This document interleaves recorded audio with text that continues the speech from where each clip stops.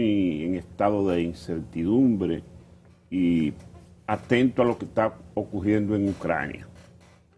Ayer, anoche, el presidente Vladimir Putin de Rusia, en una alocución de televisión, anunció el primer ataque masivo de su ejército a las principales ciudades de Ucrania. Un bombardeo que dejó inicialmente destruido el aeropuerto militar de Kiev, la capital, y el gobierno ucraniano ha anunciado que tiene ya una baja de 8 muertos, incluyendo militares, y que Rusia ha entrado a su territorio por diferentes frentes. El presidente norteamericano Vladimir Putin ha condenado la acción y Putin le pidió a las diferentes naciones que no intervengan, porque el país que intervenga le va a dar una respuesta nunca vista.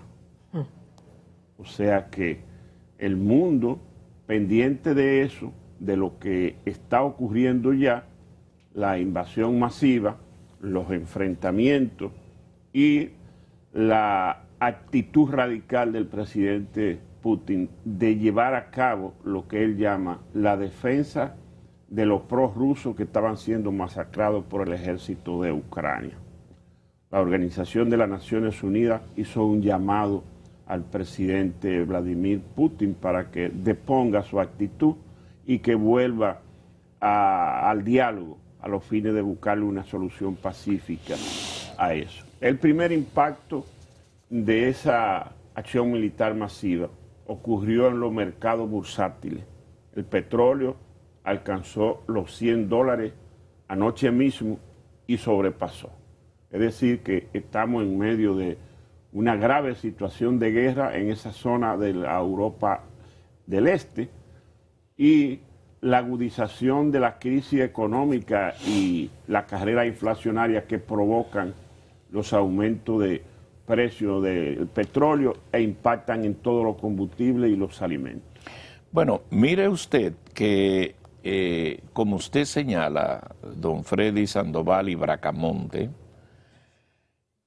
esto impacta todo de manera transversal y coge colita o coge mucho efecto, por ejemplo, la República Dominicana. Ay, sí.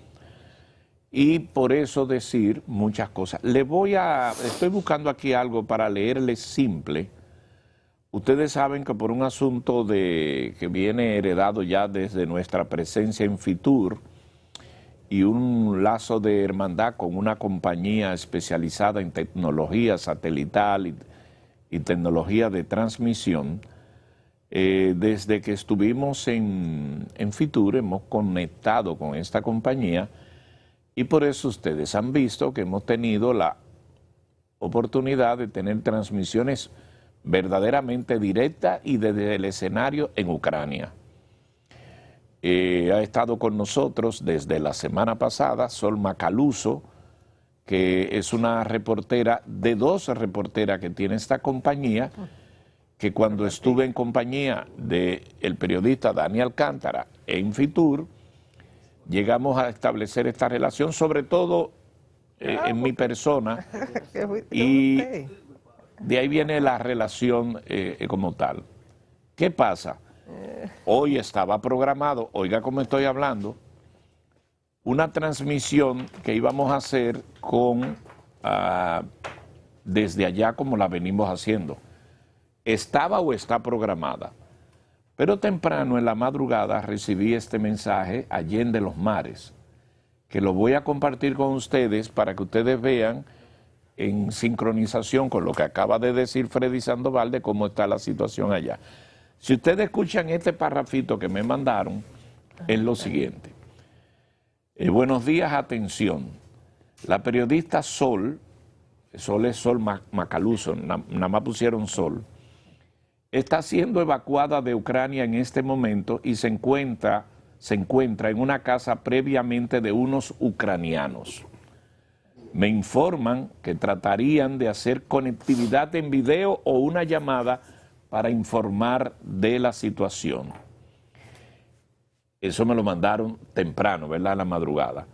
porque hoy la transmisión, en lugar de las 7:10 que la veníamos haciendo, porque usted sabe que hay que hacerse sincronizada, el señor aquí autorizó que fuera a las 6:30, ¿verdad? Que es la hora que podían. Pero ahora yo no sé si es a las 6:30 o a ninguna. Porque, como dijo don Freddy, Rusia decidió lo que le habían dicho los americanos que iban a hacer. Rusia se ha excusado de que los prorrusos que son ucranianos, que están en un estado separatista, ellos lo quieren proteger y eso es excusa barata. Y está, porque ahí se estaba peleando en ese territorio, pero que queda muy separado. Inclusive le llaman estado separatista, donde está Donetsk, como la frontera, un poco distante de Kiev. Por eso fue que en el reporte de ayer, la Macaluso nos decía que ya todo sigue normal, a una pregunta que le hicimos, que cómo viven, etcétera, que ellos están acostumbrados a eso. Bueno, pues hoy el asunto están tirando de los molinos. Hoy Rusia está invadiendo, como usted dijo, don Freddy, invadió ya masivamente a Kiev. a todo el territorio ucraniano, no aquí, a todo el territorio. El bombardeo anoche se inició en la capital y la segunda ciudad. Y este reporte le indica que si la están sacando de ahí, a ella y a ese grupo, porque en esos hoteles puede llegar el bombardeo y verse lo que usted ve. ¿Qué les parece? Jóvenes, buenos días. Buenos días. Bueno, yo creo que lo que ha ocurrido era lo que se había anunciado, ¿verdad? Sí, sí.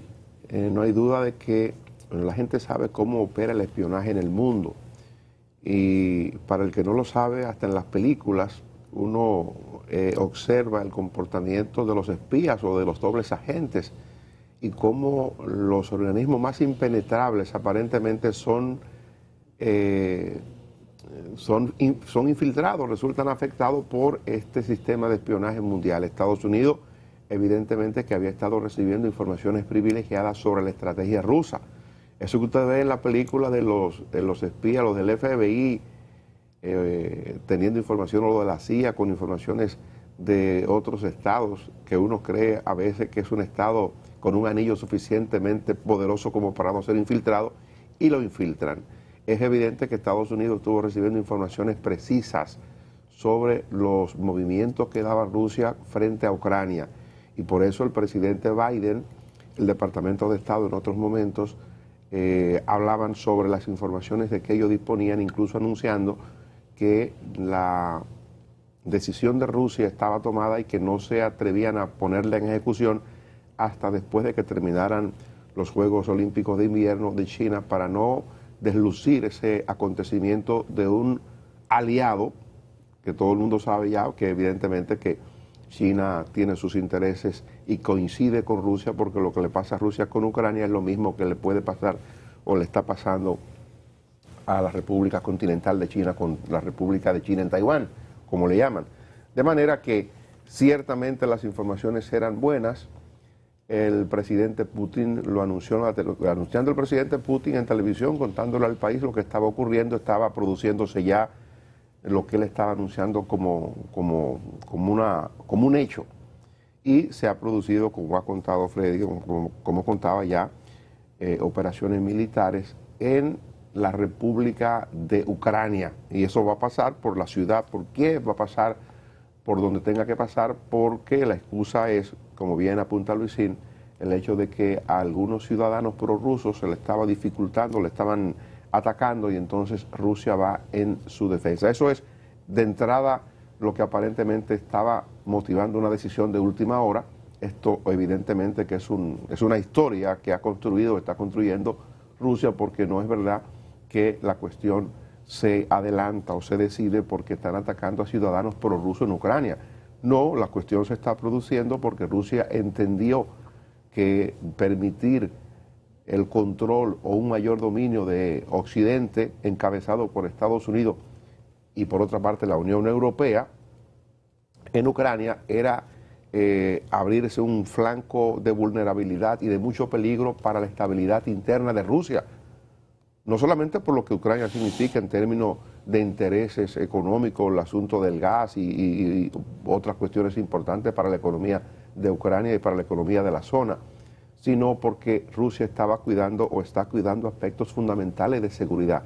Tener un enemigo en su puerta, tener un enemigo en Ucrania, tener la posibilidad de una base militar amplia de los Estados Unidos allí, evidentemente que era una amenaza y es una amenaza para Rusia. Entonces ellos no quieren eso.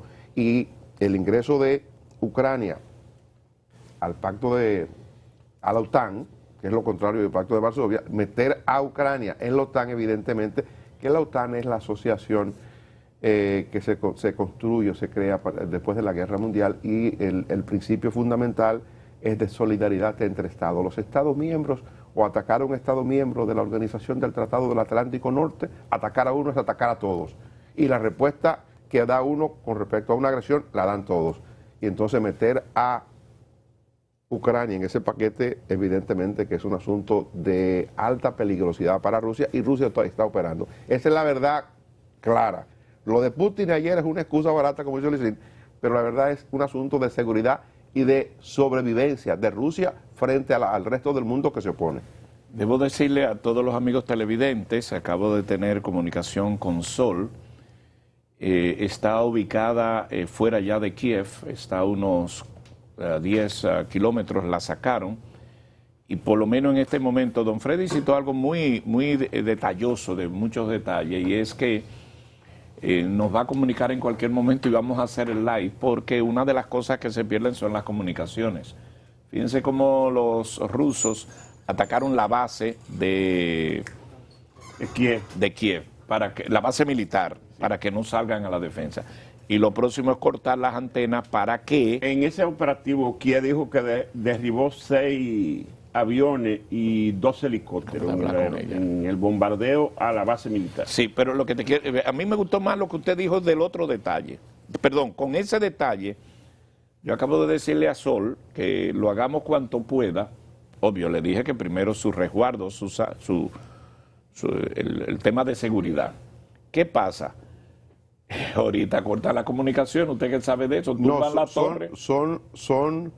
Es el protocolo de la guerra. Hay que anular la capacidad de respuesta del enemigo, hay que comenzar en el bombardeo de los aeropuertos para que no puedan volar los aviones del país atacado, hay que comenzar a atacar las carreteras y controlar los la puentes, información. La comunicación es fundamental, porque hay que dificultar la comunicación incluso para evitar que el gobierno o el poder en ese momento pueda comunicarse con la población para orientar a la población en base a lo que quiere el país o el gobierno en ese instante. Ese es el ABC, esa es la guerra. Y entonces, lo que le pasa a Sol Macaluso, que Luis habla con una familiaridad, como que hay una relación muy especial y particular. Yo estuve en Madrid, pero yo no fui testigo de esas cosas, Luisín. Lo de Sol Macaluso es normal. ¿Cuál es cosa? Si es una relación de trabajo muy bonita, porque no está sirviendo. No, pero yo no he dicho que no le está sirviendo. Yo no estoy refiriéndome a eso. Y le estamos agradecidos al servicio. Pero la envidia mata. Lo de Sol. Ajá. Pues Johanna tiene razón entonces. Yo creo que Johanna puede tener razón, pero que me haga hablar.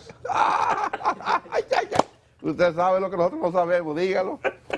El arranco. No, pero estamos el viernes. Esto es muy serio. Sí, el viernes. Mañana. Pues mire, pasa lo que pasa con Macaluso, lo que pasa con todos los periodistas, no es un asunto exclusivo de ella.